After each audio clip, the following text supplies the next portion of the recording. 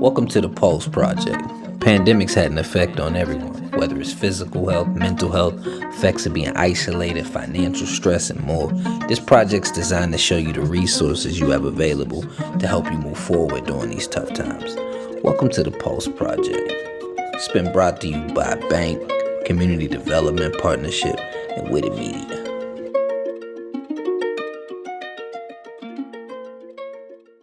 Welcome back to the Pulse Project as the world continues to navigate these unprecedented challenges that have come from the pandemic. It's become more apparent that some of the most vulnerable members of our communities are in dire need of support. Today, we are sitting down with representatives from the Women's Center of Beaver County, an organization that's dedicated to providing essential resources and services to individuals, families that are affected by domestic violence, sexual assault, human trafficking, and other forms of violence and abuse. And so we would like to welcome them today. Why don't you introduce yourself and tell them who you are?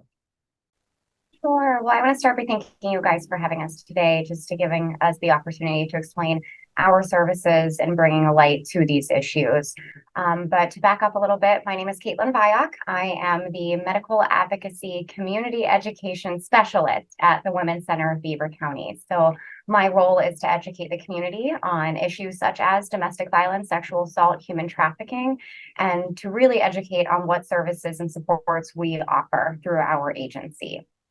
So the Women's Center of Beaver County does a number of different things. We first and foremost do have a 24-hour helpline. So I stress that that number is available 365 days a year, even on holidays, even throughout the night, someone is there to answer that phone. Anyone is welcome to utilize that helpline service. So that could be a survivor, that could be a family member, a neighbor, a friend, someone who is curious about the cause and what issues are really out there. That helpline is available for anyone to help with either navigating the services in our county that are available, the agencies that are there, or to help answer any types of questions. We do not turn anyone away for services. And what I mean by that is that we provide services to all survivors and their support systems. So that could be a variety of ages, races, religions, genders, even. We serve all survivors and their support systems. So outside of that helpline, we do provide an emergency shelter. It was designed to be specifically for domestic violence survivors, but we do welcome those that have experienced human trafficking, those that have experienced sexual assault, and those who have experienced or are experiencing homelessness as well. So by getting into that shelter, the only thing we have to do is contact that helpline, and they'll do a number of screening tools and assessments to see if this is the most appropriate place for that person. And if not, we'll guide you through that process. While people are utilizing our shelter services, they are able to access case management to help them meet their goals. So everyone's goals may look a little bit different. We start with whatever goals you want to achieve and break down those baby steps of what it will take to get there. We also provide case management for those that may not be staying in our shelter services, but they need a little bit of assistance figuring out what could happen next. That leads me to our counseling and therapy department. Counseling and therapy is able to be utilized for children, adults, older adults, again, survivors, or their support systems. So our therapy and counseling services, much like all of our services, are 100% free. But the interesting point that I always make about our counseling and therapy departments is that we do not go through insurance. So insurance can be a barrier for some people obtaining therapy or counseling services. We do not bill through insurance. So that service is open to anyone from any insurance or economic background. We do provide court advocacy. So should someone choose to file a protection from abuse order, or if they need assistance with the criminal justice process, we can be there to provide that support. That can be done, I would say, per the victim's request every time. Usually the court systems will introduce that person to us to answer any questions, but that is not a process they have to take. And the last thing I mentioned on that is we are not attorneys. So the role of the advocate is to answer questions, provide information of what these processes look like, and to also act as a liaison for the criminal justice process. So we can communicate with the police, we can communicate with the attorneys, but we are not attorneys at the end of the day. And one of the other services that I love to talk about is our on-call advocacy. So much like that helpline, it is available 24 hours a day. We have advocates that are ready to go to the police departments to provide that advocacy for that survivor while they are disclosing their story or answering questions. We can go to the hospital. So while that survivor is receiving care, we'll be there to offer that support, answer questions. We can also respond in the school settings. We could respond in other professional agencies, buildings, and establishments like a doctor's office or maybe a mental health treatment provider. So again, those services are 24 hours a day, and we will send that advocate to meet you in that professional setting. The last service that we provide is education and training. So I again mentioned that I am the medical advocate, and my role is community education. So we have a whole team of community educators that go into the schools, K through 12, as well as colleges, as well as doctors' offices, veterinarians' offices, even the jail settings, different church groups. We go all over. We love to say yes, because as much as we can get this information out there, it is our belief that we can change this world with the more people we can inform. So that's a little bit about our services. Yeah, that's powerful. I really love the aspect of getting help with the legal services. I know you guys say you're not a lawyer, but that whole legal system can be intimidating, and sometimes you could feel powerless. Have you seen any specific situations that you were like, wow, I'm glad we were involved, or anybody that was appreciative just for you guys being involved in the legal process? Absolutely. I think there are times that there's a lot of questions that a survivor will have, but there's not a lot of time to provide those questions. And to give you an example of a police investigation, they have their own questions. The police has their own questions to ask that survivor, but there may be questions that that survivor is not thinking about asking for themselves, or there is a missing piece of that information. So we're able to kind of jump in and thoroughly explain that, especially in that court setting. It can be a complex situation to look at for people that have never experienced that side of the world. So we are there to answer those questions. Good. What are some common myths about sexual assault and domestic violence that the Women's Center works to dispel through your programs? Yeah, so I think I'm going to start with sexual violence first. So I think a lot of the times people think that perpetrators are strangers. We believe as people that the people that we know, love, and trust, this would never happen from them, that they would never be the person offending. And the opposite of that is actually true. Most perpetrators are someone that we know. They are someone that we love, trust. Maybe they're our family members. Maybe they're our partners. Maybe they're someone we met at school. Maybe they're our coaches. So I think a common misconception is that we expect people to be those strangers in the white van and in the bushes. But in reality, those that are assaulting are people that build a relationship with that person and learn how to manipulate them. While it can be quick, that short relationship time span, but there's others that process can take much longer before that person perpetrates. Another one that I think about with both domestic violence and sexual assault is that our culture, as well as survivors, typically blame themselves. They think about, if I had not done this, then this wouldn't have happened. Or if I would have just done this thing, then I could have avoided this entire situation. So they put a lot of the responsibility on the victim, or that victim puts a lot of responsibility on themselves. But at the end of the day, what we know about all of these crimes, is that it's a matter of power and control. And it's that perpetrator trying to gain control and power over their victim. So I'll lead that into domestic violence. One of the huge myths that I think that's out there, again, not only does this victim cause this, but that they may have some sort of control over that relationship or it's something they can easily walk away from. And everyone will ask the question, well, why doesn't he just leave? Or why doesn't she just leave? This relationship's unhealthy. And what we try to think about is that there's a lot of dynamics as to why someone wouldn't walk away. Could it be finances? Could it be the children in the house? Could it be there's not very many places to go? I know you mentioned COVID shutdown. There were a lot of regulations in place, and our services looked a little bit different during those shutdowns than they do now. And so some people believed I couldn't even access shelter services, or I couldn't go to the court to file this PFA. But I think over time that's becoming recognized that you can still utilize those services and those services are still there. But going back to my original thought about domestic violence, it's not always easy to walk away. And I think that that is one of the big common myths. So that's just a few.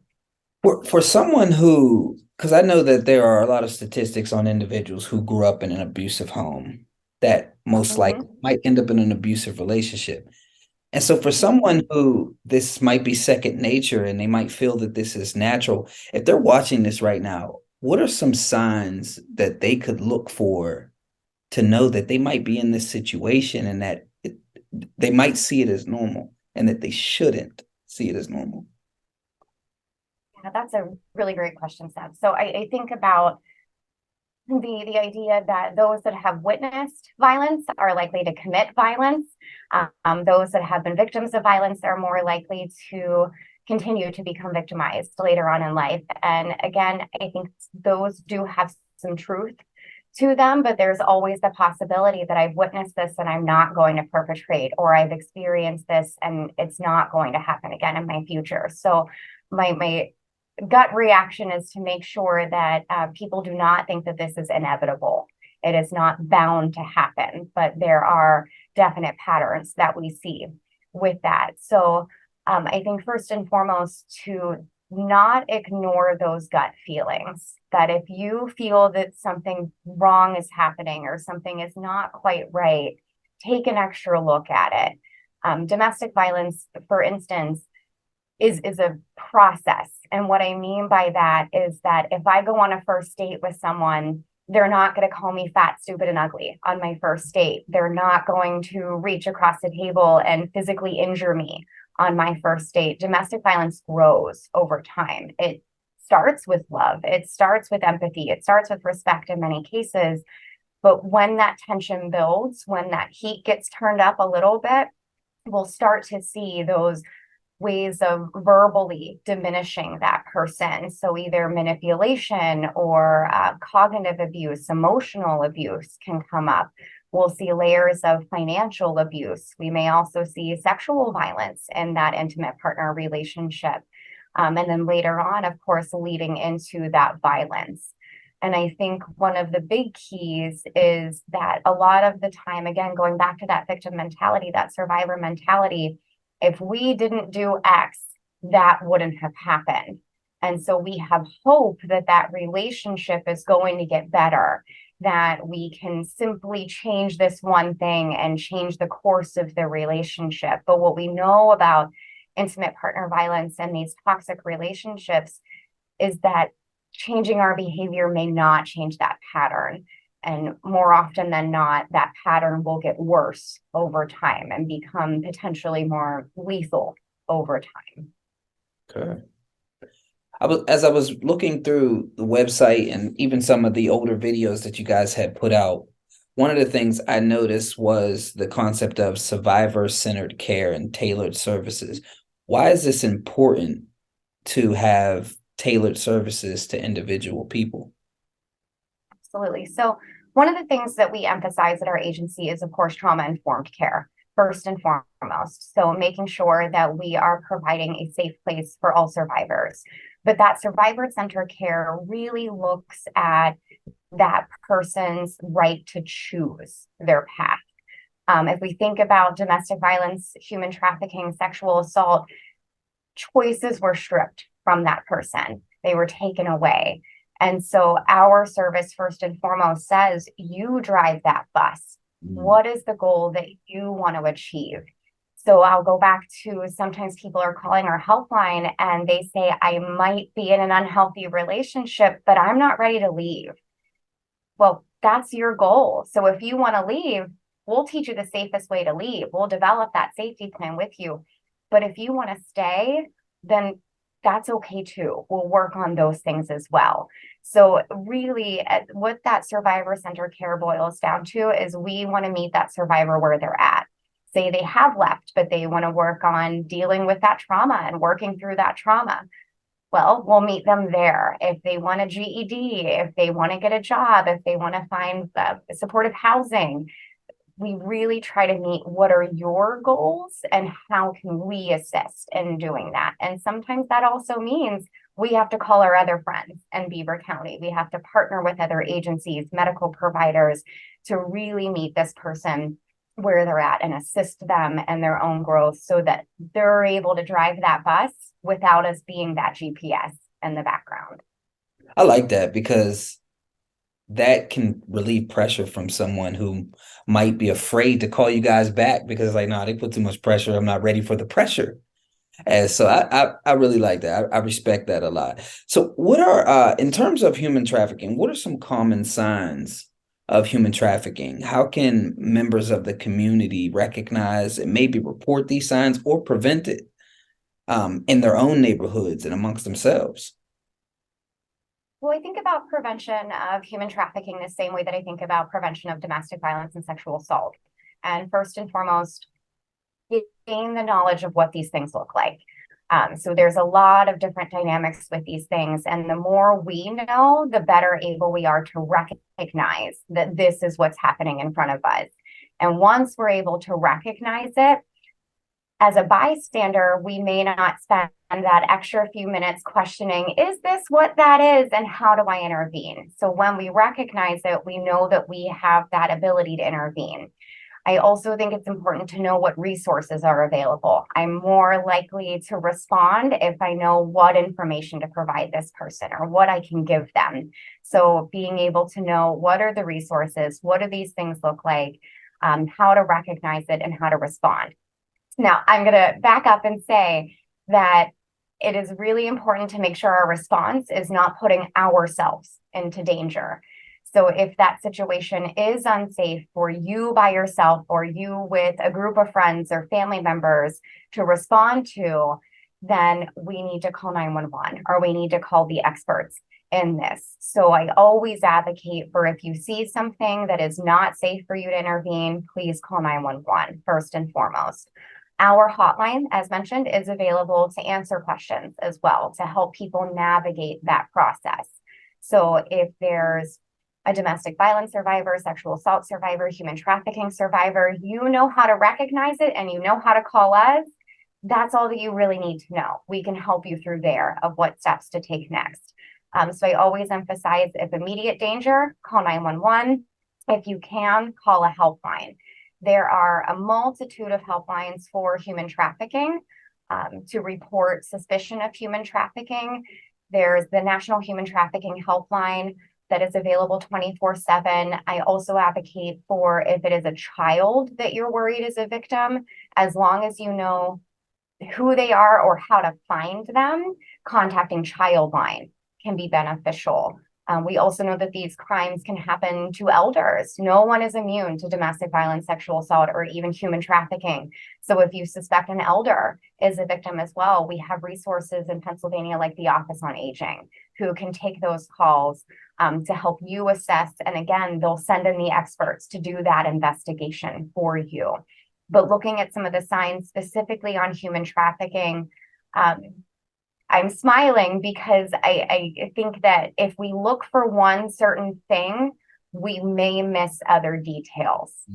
So to give an example, we say things like, do they have a tattoo that they're unable to explain to you why they have that tattoo? Do they have their nails done or their hair done or really expensive cell phones? So these indicators, while they can be true, they could also mean a number of different things. And so looking at those risk factors, and I would say looking for those things of in that gut, this doesn't seem right. But the next step is starting that conversation. And I think for many of us as bystanders, it's the hardest conversation to have. But I start with, are you safe? Can I help in any way? Are you willing to tell me more about what's going on? I noticed that you have your nails and hair done. Can you tell me more about that? So if we're in a place where we can gain that information without our own bias, without our own judgment, and with the intent that we really want to help this person where they're at with the goals they want to achieve.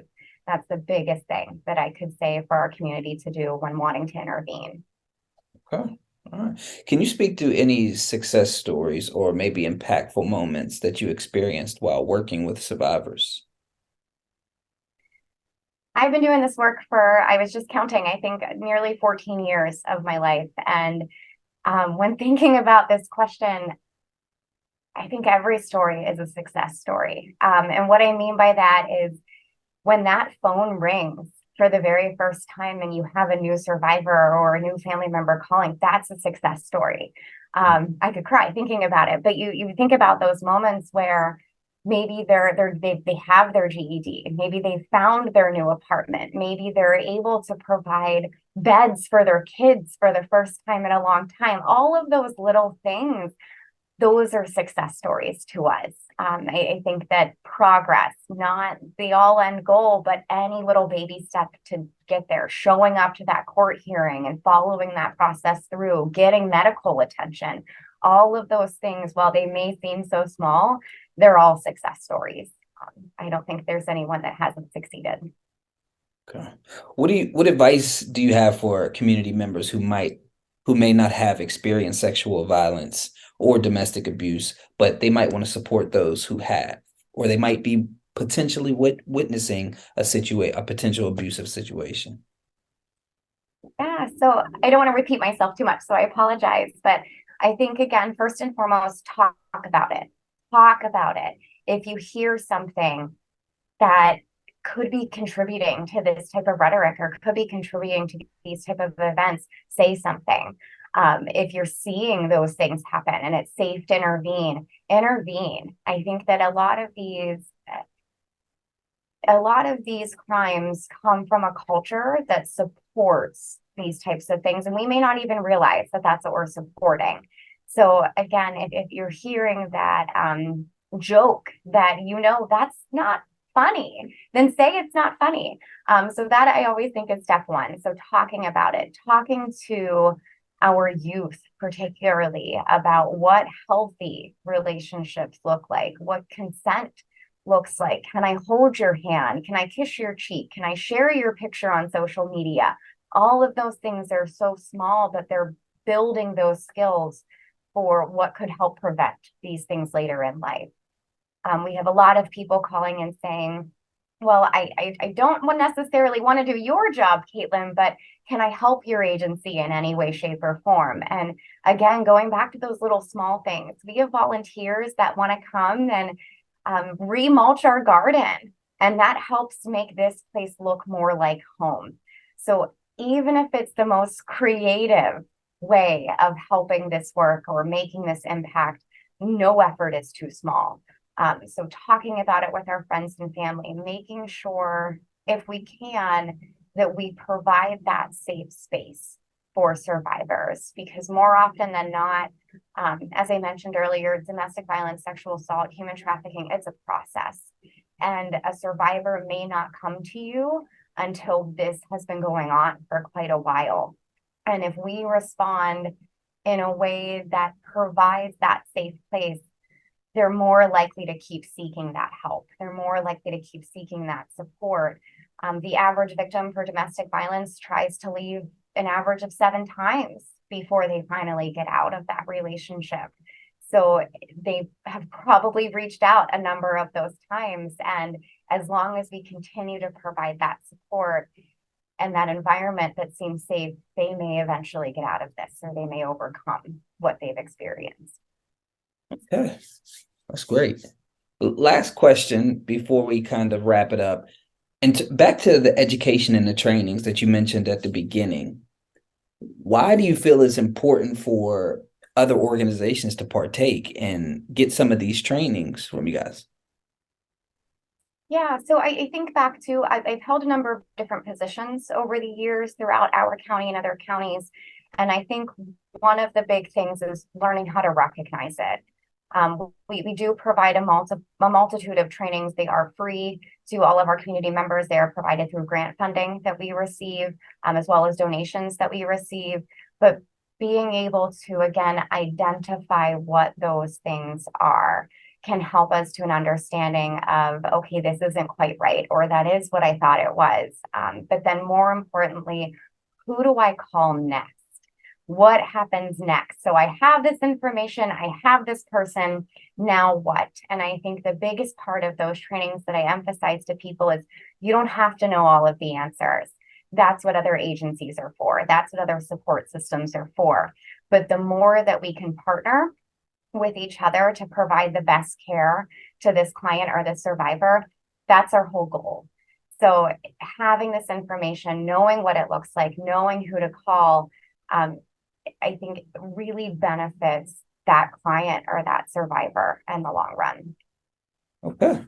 Is there anything else that you would like to say to either organizations or victims or community members before we wrap up?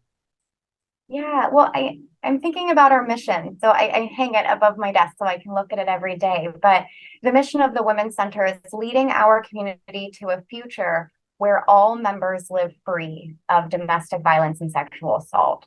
So for our community, for the agencies, for anyone in Beaver County or even outside of, working together is what it's going to take. We cannot tackle this issue as just our agency. We cannot tackle this issue as just one person.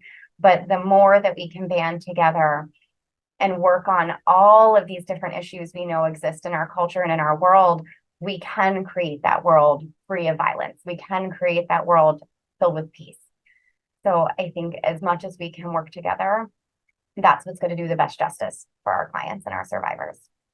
Okay, well, thank you, Caitlin. I appreciate you for interviewing. I appreciate you guys at the Women's Center for everything that you do. Oh, and my last question. What do you say? Yeah. What do you say to men who feel like this isn't for them? Well, it's funny. So I spend all of my time crunching statistics. That's my favorite part of my job is looking at research and statistics and definitions of things. And I look at even our name. When it first started, this was what we know about the mission was it was focused primarily on women. And so men who were survivors were silenced for a long time.